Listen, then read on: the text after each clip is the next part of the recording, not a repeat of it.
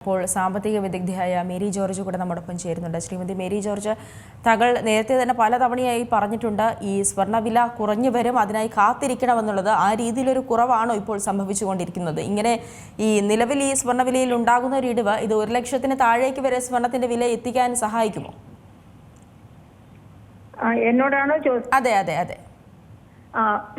ഇപ്പോ സ്വർണത്തിന്റെ വിലയിൽ അല്പം കുറവ് വന്ന് 1,15,440 രൂപയിൽ എത്തിയിരിക്കുകയാണ്. അതിലും മാറ്റം വന്നിട്ടുണ്ട്.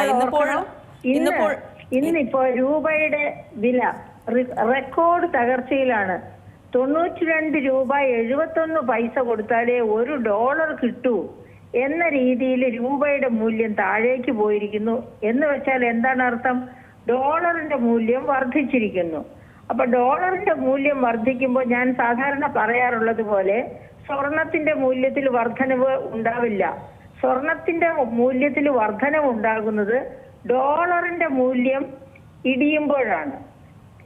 ഡോളറിന്റെ മൂല്യം ഇടിയുക, അതുപോലെ തന്നെ സ്റ്റോക്ക് മാർക്കറ്റിലെ നിഫ്റ്റിയും സെൻസെക്സും ഒക്കെ നെഗറ്റീവ് ആവുക. ഇന്നിപ്പോ സെൻസെക്സോ അല്ലെങ്കിൽ നിഫ്റ്റിയോ നോക്കിയാൽ രണ്ടും പോസിറ്റീവാണ്. എന്ന് വെച്ചാല് വിദേശ സ്വദേശ മൂലധനം ഓഹരി മാർക്കറ്റിൽ വരുന്നുണ്ട്, അവിടെ കോൺഫിഡൻസ് കൂടി വരുന്നുണ്ട് എന്നാണ് അർത്ഥം. അതായത് യുദ്ധം കുറച്ച് അയഞ്ഞു വരുന്നു, അതോടെ ഓഹരി കമ്പോളത്തിലുള്ള വിശ്വാസം വർദ്ധിക്കുന്നു. അതുകൊണ്ടാണ് ഓഹരി കമ്പോളത്തിലേക്ക് മൂലധനം ഒഴുകിയെത്തുന്നത്. അപ്പോൾ ഓഹരി കമ്പോളത്തിലേക്ക് മൂലധനം ഒഴുകിയെത്തുന്നു.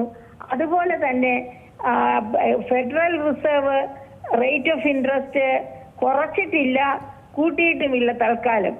അപ്പൊ ആ അവസ്ഥയിൽ ഡോളറിന്റെ മൂല്യത്തില് വർധനവല്ലാതെ താഴേക്ക് പോകുന്ന പ്രശ്നമില്ല. ഈ രണ്ട് കാരണങ്ങൾ കൊണ്ടുമാണ് സ്വർണത്തിന്റെ വിലയില് കുറച്ച് കുറവ്.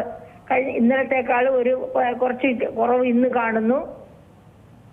അപ്പൊ അതുപോലെ വലിയ കനത്ത പ്രഹരം US ട്രംപും ഇസ്രായേലും കൂടി ഇറാന് കൊടുക്കാത്ത പക്ഷം, ഇറാൻ തിരിച്ചും അതുപോലെ വലിയ പ്രഹരം നൽകാത്ത പക്ഷം യുദ്ധം തണുത്തു തുടങ്ങിയിരിക്കുന്നു എന്ന ഒരു ധാരണ ആഗോള തലത്തിൽ ഉണ്ടാകും. അതോടുകൂടി US ഡോളർ വീണ്ടും ശക്തി പ്രാപിക്കും, ഓഹരി വിപണിയും ശക്തി പ്രാപിക്കും. അപ്പോൾ സ്വർണത്തിന്റെ വിലയില് കുറച്ചുകൂടെ താഴേക്ക് വരും. അപ്പൊ നമുക്ക് വെയിറ്റ് ചെയ്യാം. അതായത് നമ്മുടെ ഉപഭോക്താക്കള് സ്വന്തം മക്കളെ കല്യാണം കഴിച്ചയക്കാനാണെങ്കിലും എന്തിനു വേണ്ടിയാണെങ്കിലും കുറച്ചുകൂടി വെയിറ്റ് ചെയ്യുക.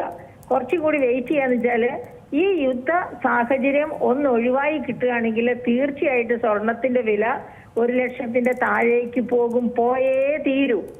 അങ്ങനെ പോകുമ്പോൾ തീർച്ചയായിട്ടും അവർക്ക് അത് കൂടുതൽ ആശ്വാസമാണ്. അവർക്ക് മക്കൾക്ക് കൂടുതൽ സ്വർണം വാങ്ങി കൊടുക്കാൻ പറ്റും. അപ്പോൾ ഇപ്പോഴത്തെ യുദ്ധ സാഹചര്യത്തില് സ്വർണം വാങ്ങാതിരിക്കുക എന്ന് തന്നെയാണ് എനിക്ക് ആവശ്യം. അപ്പോൾ ഇപ്പൊ നേരത്തെ ഒരു സുഹൃത്ത് ചോദിച്ചതുപോലെ സ്വർണ്ണ പണിക്കാരുടെ കാര്യം, ഇപ്പൊ സ്വർണ്ണ പണിക്കാരുടെ കാര്യം മാത്രം നോക്കുന്ന എന്തിനാണ്? നമ്മുടെ തുകൽ ഉൽപ്പന്ന മേഖലയൊന്ന് നോക്കൂ. അതായത് ചെരുപ്പുകള്, ബാഗുകള്, അങ്ങനെയുള്ള തുകൽ ഉൽപ്പന്നങ്ങളൊക്കെ ഉണ്ടാക്കുന്ന മേഖല വലിയ ഡിമാൻഡുള്ള മേഖലയാണ്. അതായത് നമ്മള് ഇന്ത്യയിലെ തുകൽ നിർമ്മാണ മേഖല അമേരിക്കയ്ക്ക് വേണ്ടി ഡിസൈൻ ചെയ്ത് ഉൽപ്പാദിപ്പിക്കുന്ന ഇത്തരം ഉൽപ്പന്നങ്ങളുണ്ട്. അതിന്റെ ഒക്കെ ഡിമാൻഡ് ഇപ്പൊ താഴേക്ക് പോയിരിക്കുകയാണ്. അതുപോലെ തന്നെ വിദേശ വസ്ത്രം, അതായത് അപ്പാരൽ ഫാക്ടറിയിലൊക്കെ കനത്ത തിരിച്ചടിയാണ്. ലക്ഷക്കണക്കിന് തൊഴിൽ രഹിതരാണ് ഉണ്ടായിരിക്കുന്നത്, ലക്ഷക്കണക്കിനല്ല കോടിക്കണക്കിന്. അതുകൊണ്ട് ആ മേഖലയിലൊക്കെ കഴിഞ്ഞ ബജറ്റില് നിർമ്മലാ സീതാരാമൻ സബ്സിഡി വരെ കൊടുത്തു. ഈ തുകൽ ഉൽപ്പന്ന മേഖല, വസ്ത്ര വ്യാപാര മേഖലയിലൊക്കെ സബ്സിഡി വരെ കൊടുത്താണ് അവരെ സഹായിച്ചുകൊണ്ടിരിക്കുന്നത്. അതുപോലെ തന്നെയാണ് നമ്മുടെ എന്താ പറയാ സമുദ്രോൽപ്പന്ന കയറ്റുമതി. അതുപോലെ ടാറ് തന്നെ വലിയ വിലക്കയറ്റത്തിലാണ്. അതുകൊണ്ട് ടാർ ഉപയോഗിച്ച്, അതായത് കൺസ്ട്രക്ഷൻ മേഖലയിൽ ജോലി ചെയ്യുന്നവർക്ക് തൊഴിലില്ലാതെ വരുന്നു.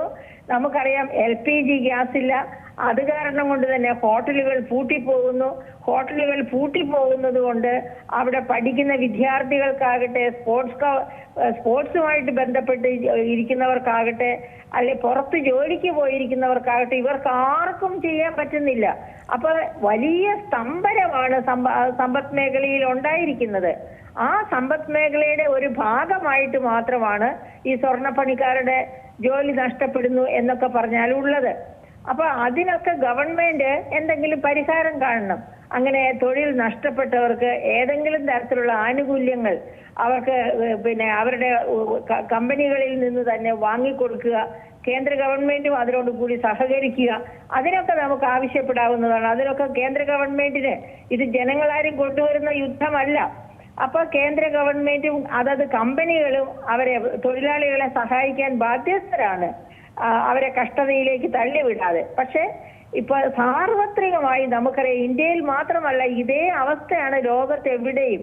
അതുപോലെ തന്നെ ട്രാവൽ ചെയ്യുന്നവർക്ക്, എയർ ട്രാവൽ ചെയ്യുന്നവരുടെ ചെലവ് എത്രയോ വർദ്ധിച്ചിരിക്കുന്നു. ഇതൊക്കെ കണക്കിലെടുക്കുമ്പോൾ നമുക്കറിയാം സമസ്ത മേഖലകളിലും പ്രതിസന്ധി ഉണ്ട്. യുദ്ധം അവസാനിച്ചാൽ മാത്രമേ ഈ പ്രതിസന്ധി കുറയൂ. അങ്ങനെ പ്രതിസന്ധി കുറയുമ്പോൾ സ്വർണത്തിന്റെ വിലയും താഴേക്ക് തന്നെ വരും. ശരി, വളരെയധികം നന്ദി ശ്രീമതി മേരി ജോർജ് ഒരു ഘട്ടത്തിൽ പ്രതികരിച്ചതിന്. ഏറ്റവും പുതിയ വാർത്തകളും വിശേഷങ്ങളും വിരൽ തുമ്പിലറിയാൻ സീ മലയാളം ന്യൂസ് എല്ലാ ഡിജിറ്റൽ പ്ലാറ്റ്ഫോമുകളിലും ലഭ്യം.